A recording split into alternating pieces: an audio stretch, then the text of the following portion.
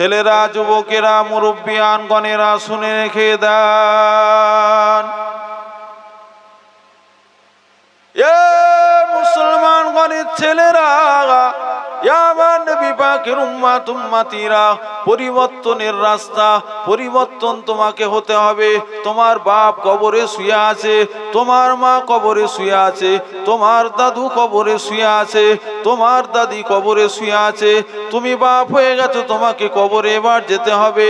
আল্লাহ নবী জানিয়ে দিতে লাগলেন, আমার সাহাবীরা, আমার উম্মত উম্মতিরা, আমি রাসূলুল্লাহ তোমাদেরকে জানিয়ে দিলাম, তোমরা যখন একটা সেকেন্ড পার করো পৃথিবীর জমিনে, পিছনের দিক থেকে তোমাদেরকে কবর ডাকতে লাগে। একটা মুহূর্ত যখন তোমরা পার করো দুনিয়ার জমিনে, হেঁটে হেঁটে কিংবা বাড়িতে বসে, পিছনের দিক থেকে তোমাকে কবর ডাকতে লাগে। আর তুমি যত সময় পার করতে থাকো, তত কবরের দিকে আগাতে থাকো। এ যুবকেরা, আমার নবী পাকের উম্মত উম্মতিরা, তাই আজকের দিনে মালদা জেলার মানুষদেরকে, নায়াতপুর মানুষদেরকে আজকের দিনে বলে দিয়ে যায়, পরিবর্তন হয়ে যাও। পরিবর্তন কেন হবে? পরিবর্তন কিসের জন্য হবে? আজকের দিনে তুমি মনে মনে চিন্তা করে দেখো, আমাকে বলতে হবে না। তুমি তো কত জানাজা পড়েছো, তুমি তো কত খাটিয়া কাঁদে নিয়েছো। তুমি কি একবারের জন্য ভেবেছো এই খাটিয়াটা একদিন আমিও শুয়ে থাকবো? আমার বাপ, আমার দাদু, আমার প্রতিবেশীরা চলে গেছে, আমার গ্রামবাসী ভাইরা, তারাও এরকম ঘাড়ে করে নিয়ে আমাকে গোরস্থানের মধ্যে দাফন কাফন করে দেবে। আজকের দিনে পৃথিবীর জমিনে কেউ কাউকে কিছু বললে সহ্য করতে পারে না। তার বাপ ছুটে চলে যায়, তার মা ছুটে চলে যায়, তার আত্মীয় স্বজনেরা ছুটে চলে যায়। আমার ছেলেকে কেন তুমি এটা বলেছো, কিংবা আমার ছেলেকে কেন তুমি আঘাত করেছো? এ যুবকেরা, তরুণেরা, আমার নবী পাকের উম্মত উম্মতিরা, তুমি তো মারা যাবে, আর কিন্তু তোমার বাপ তোমার হয়ে দেখতে যাবে না। আমার ছেলে তো দুনিয়ার জমিনে আমাকে বড়ই খাওয়াতো, লালন পালন করতো, আমার ভরণ পোষণ করতো। আমার ছেলেটা কবরে আজকের দিনে কি অবস্থায় আছে একবারও চিন্তা করবে না। তোমার কবরে তুমি জবাব দেবে। তোমার বাপ 2 দিন কাঁদবে, 4 দিন কাঁদবে, 5 দিন কাঁদবে, তারপরে দুনিয়া দুনিয়া করে আবার যেমন ছিল ঠিক সেরকম হয়ে যাবে। আর তোমার কথা চিন্তা করবে না। তোমার কবরে কি হচ্ছে আর দেখতে যাবে না। আর দেখতে পাওয়া যাবে খুব জোর হলে 41 দিন পর্যন্ত 2-3টে খানা করে হয়তো কিছু মানুষকে খাইয়ে দেবে। যে সমস্ত ব্যক্তিগুলো খানা খেতে আসবে, তারাও আপনার কথা চিন্তা ভাবনা করবে না। তারাও কিন্তু কেউ বলবে গোশ আমাকে একটা বেশি দাও, কেউ বলবে আমাকে একটু ভাত দাও, খেয়ে দে বলবে নুন কম হয়েছে, তেলটা বেশি হয়ে গেছে, ভাতটা ঠিক মতো হলো না। একবারের জন্য বলবে না, হারে দুনিয়ার বুকে আমাদের কাছে খুব ভালো মানুষ ছিল, আজকের দিনে চলে গেল, তার খানা খেয়ে নিলাম। কিন্তু একবারের জন্য বলবে না। হে যুবকেরা, তরুণেরা, আমার নবী পাকের উম্মত উম্মতিরা, দুনিয়ার অহংকার দুনিয়ায় মিটে যাবে, আখেরাতে কিছুই যাবে না। তাই তোমাদেরকে 2টো হাতে ধরে বলে দিয়ে যায়, পরিবর্তন হয়ে যাও। পরিবর্তন যদি হতে পারো, আমার আল্লাহ পাক দুনিয়াও তোমার জন্য তাবে করে দেবে, আখিরাতে তোমাকে আমার আল্লাহ দয়ার জান্নাত দিয়ে দেবে। জোরে বলবেন না? আর যদি দুনিয়া দুনিয়া করে অস্থির হয়ে চলে যায়, দুনিয়া দুনিয়া করে যদি অস্থির হয়ে যায়, কবরে কেউ যাবে না বাপ, ওই জায়গাতে বোঝা যাবে কি হচ্ছে আর কি করছি। তখন বলবো, তখন ভাববো, আহারে দুনিয়াটাকে কি করে এসেছি, যদি আমি একটু ভালোভাবে থাকতাম হয়তো আমাকে আল্লাহ কবরে আর শাস্তি দিত না। তোমার নিজের স্ত্রী, তুমি যদি অল্প বয়সে চলে যাও, ওই স্ত্রীর যদি অল্প বয়স থাকে, সে তার ভবিষ্যতের কথা চিন্তা করে তোমার কথা আর চিন্তা করবে না। সে তখন অন্য কোনো পুরুষকে বিয়ে করার জন্য ব্যস্ত হয়ে যাবে।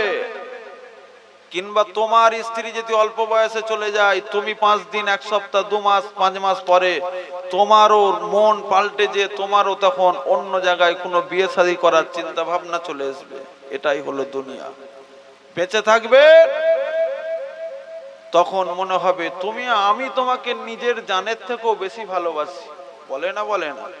বেঁচে থাকবে আমি তোমাকে নিজের জানের থেকেও বেশি ভালোবাসি, যেই মারা যাবে 2 সপ্তাহ যাবে না বিয়ে করে বসে থাকবে। তার মানে কেমন ভালোবাসা বুঝতে পারছেন? দুনিয়ার ভালোবাসা দুনিয়ায় থেকে যাবে, যখনই কবরে চলে যাবে সে নারী হোক আর পুরুষ হোক, অপর ব্যক্তিটা তখন বিয়ে করার জন্য ব্যস্ত হয়ে যাবে। অতএব যে যার কবরে সে তার একা থাকবে। সময় থাকতে থাকতে আমাদেরকে পরিবর্তন হতে হবে। দরুদ শরীফ আল্লাহুম্মা।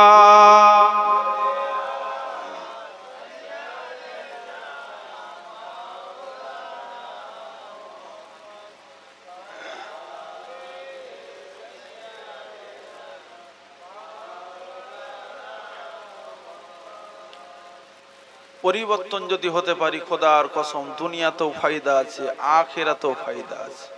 পরিবর্তন কে হয়েছে? খাজা মঈনুদ্দিন হুজুর। এমন পরিবর্তন হয়েছে খোদার কসম, খাজা উসমান হারুনি হুজুর এক সময় ওই পথ দিয়ে হেঁটে হেঁটে হেঁটে হেঁটে আসছে। খাজা মঈনুদ্দিন হুজুর এক জায়গায় বসে কি যেন মনে মনে চিন্তা ভাবনা করে করে মনে মনে কি যেন পড়ছে। ওনার পীর খাজা উসমান হারুনি এসে জিজ্ঞাসা করছে, বাবা মঈনুদ্দিন কি করছো? বলে, হুজুর অন্য কিছু করি না, মাঝে মাঝে একটু আল্লাহ আল্লাহ জিকির আজগার করছি। বলে, বাবা জিকির আজগার করে কি কিছু পেয়েছো? বলেন, হুজুর এখনো পর্যন্ত সেরকম কিছু পাই না। হুজুর সামনে বসলেন, বাবা মঈনুদ্দিন হাত ধরো। হাত ধরলেন। বাবা মঈনুদ্দিন আমি তোমার পীর বলছি চোখটা বন্ধ করো। চোখটা বন্ধ করলেন। বাবা মঈনুদ্দিন আমি তোমার পীর খাজা উসমান হারুনি বলছি, আমার সাথে সাথে চোখটা বন্ধ করে আল্লাহ আল্লাহ আল্লাহ আল্লাহ জিকির আজগার করো। জোরে বলেন সুবহান। ছেলেরা, যুবকেরা, মুরব্বিয়ান গণেরা শুনে রেখে দেন। এ মুসলমান ঘরের ছেলেরা, আমার নবী পাকের উম্মত উম্মতিরা, হযরতে খাজা উসমান হারুনি হুজুর ওই সময় খাজা মঈনুদ্দিনকে বলতে লাগলেন, ও বাবা মঈনুদ্দিন আমি তোমার পীর তোমাকে বলছি, বাবা চোখটা বন্ধ করো, পীরের হাতে হাত দাও। হুজুর আমার পীরের হাতে হাত দিলেন, উসমান হারুনি হুজুরের হাতে হাত দিলেন। ও বাবা মঈনুদ্দিন আল্লাহ আল্লাহ আল্লাহ জিকির আজগার করো বাবা আমার সাথে সাথে। বেশ কিছুক্ষণ আল্লাহ আল্লাহ আল্লাহ জিকির আজগার করতে লাগলেন। বেশ কিছুক্ষণ জিকির আজগার করতে করতে ওই সময়তে বলে, মঈনুদ্দিন একটু থেমে যাও বাবা।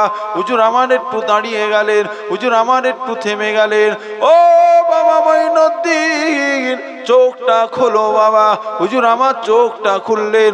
ও বাবা মঈনুদ্দিন বাবা একবার নিচের দিকে তাকাও বাবা। হযরতে মঈনুদ্দিন হুজুর যখন নিচের দিকে তাকালেন, ঝরঝর ঝরঝর ঝরঝর করে কেঁদে কেঁদে কেঁদে কেঁদে বলতে লাগলেন, ও আমার পীর খাজা উসমান হারুনি আজকের দিন আপনার সোবতে বসেছে। আমার আল্লাহ আমার কলবের চোখকে খুলিয়ে দিয়ে আমার আল্লাহ সাত তবক জমিনটাকে দেখাতে লেগেছে। আরো জোরে বলেন সুবহান। এ যুবকেরা, তরুণেরা, আমার নবী পাকের উম্মত উম্মতিরা, মরবে ওই রকম মানুষের মতো হয়ে মরো। বেশ কিছু সময় কেটে গেল। হযরতে খাজা উসমান হারুনি হুজুর বলতে লাগলেন, ও বাবা মঈনুদ্দিন কেঁদো না বাবা কেঁদো না। আবারও পীরের হাতটাকে মজবুত করে ধরো। হুজুর আমার পীরের হাতটাকে মজবুত করে ধরতে লাগলেন। ওই সময় মঈনুদ্দিন হুজুরকে বলতে লাগলেন, ও বাবা মঈনুদ্দিন বাবা এবার হাতটাকে ধরে আবারও চোখটা বন্ধ করে জিকির করো বাবা। হুজুর আমার জিকির করতে লাগলেন। বেশ কিছু সময় পার হয়ে যাওয়ার পরে পরেই দেখতে পাওয়া যায় আবারও পীর আমার বলতে লাগলেন, ও বাবা মঈনুদ্দিন বাবা এবার চোখটা খোলো বাবা। হুজুর আমার চোখটা খুলতে লাগলেন। ওই সময় বলতে লাগলেন, ও বাবা মঈনুদ্দিন, বাবা উপরের দিকে একবার তাকাও বাবা। হুজুর আমার উপরের দিকে একবার তাকাতে লাগলেন। ওই সময়তে চিক মেরে আল্লাহু আকবার বলে তাকিয়ে দেখতে লাগলেন। আমার আল্লাহ পাক মঈনুদ্দিনকে আরশে আজিম পর্যন্ত দেখাতে লেগেছে। বলবেন না,